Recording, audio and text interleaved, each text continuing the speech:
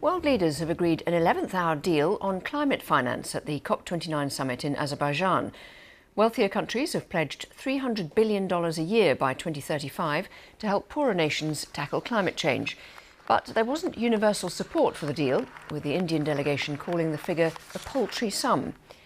Just hours before, it looked like the talks were on the verge of collapse after a group representing underdeveloped and lower-lying nations walked out of the conference room.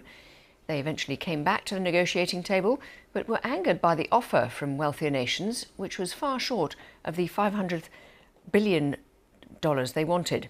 From Baku, here's our climate editor, Justin Rolat. It was in the early hours of this morning when the key text was agreed. To huge applause from the room. This deal was hard fought. At one stage, the talks looked set to collapse. Representatives of dozens of the world's least developed countries stormed out of a key meeting. We've just walked out. We came here to this COP for a fair deal. We feel that we haven't been heard, and there's a deal to be made, and we are not being consulted. At the same time, there was an effort by a group of fossil fuel-rich countries, led by Saudi Arabia, to water down a promise made at last year's COP conference to transition away from fossil fuels. The final deal here includes both a $300 billion a year commitment to helping developing countries tackle climate change and that strong language on cutting emissions.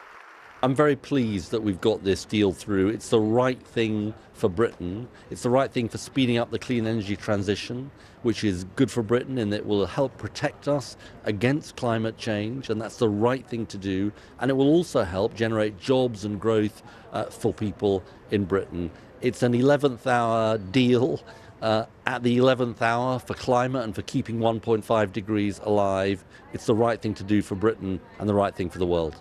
Some people are saying this deal isn't generous enough, that developed nations are dodging the debt they owe the developing world. Others are saying it shows that despite the divisions, despite Donald Trump threatening to pull America out of the process, the world can come together in this cooperative UN effort to tackle the existential threat of climate change. Justin Rolat, BBC News, Baku.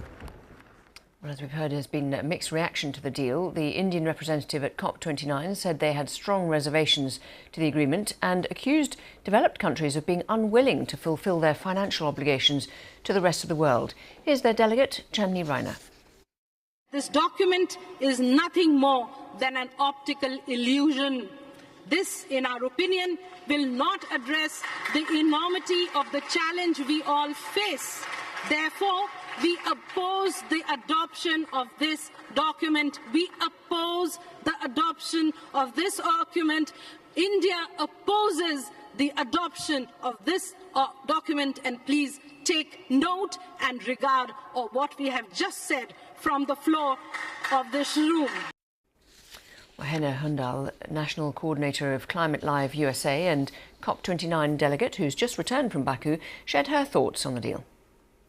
You know, I think it's a complex situation. On the one hand, you have about 198 parties having to come together, have 2 weeks to reach a consensus. This includes parties whose economies are driven primarily by fossil fuels and others whose economies are being destroyed by fossil fuels. So the fact that you can even get an agreement out of that type of a heterogeneous group is actually quite extraordinary and something to celebrate. At the same time, we know that this agreement has fallen quite short of what we know was actually needed. Economists had estimated that we actually need $1 trillion of climate finance by 2030, $1.3 trillion by 2035, about half coming from the public sector, half coming from the private sector, and this has fallen quite short of that. So I think there's room to celebrate, but also room to recognize that we have much more work to do. The German Foreign Minister Annalena Baerbock described these talks as the last stand by the fossil fuel world. Do you think that that's a fair description?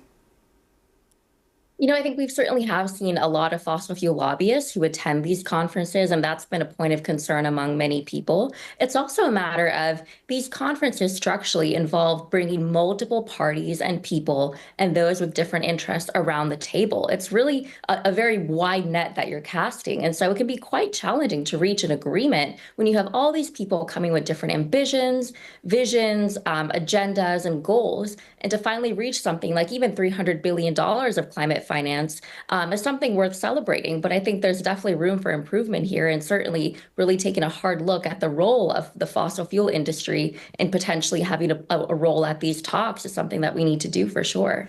How much was the absence of key leaders and countries represented here making? How much difference did that make to the mood and the momentum at the COP29?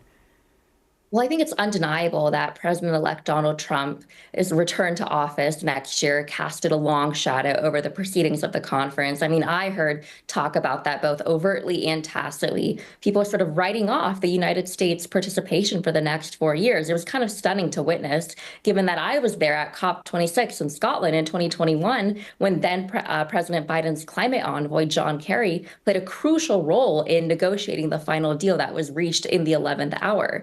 So I think the United States' role is really coming into question. We also saw French President Macron, German Chancellor Scholz, the Japanese Prime Minister, Canadian Prime Minister Trudeau also not make face. And I think that's important to think about, is there enough political will to actually execute on the pact that was reached? I think that remains an open question. And much of the money that's supposed to be delivered here is actually going to come from the private sector, isn't it? How likely is it to actually materialise? I think that's something we need to keep our eye on. I mean, it's certainly important. If we look at, for example, the Loss and Damage Fund, last year at COP28 in Dubai, millions of dollars were pledged by countries for that fund, which was designed to provide developing countries with money to specifically navigate the extreme weather disasters that they're facing that are causing so much destruction and devastation. And we've seen only a fraction of that money actually materialize.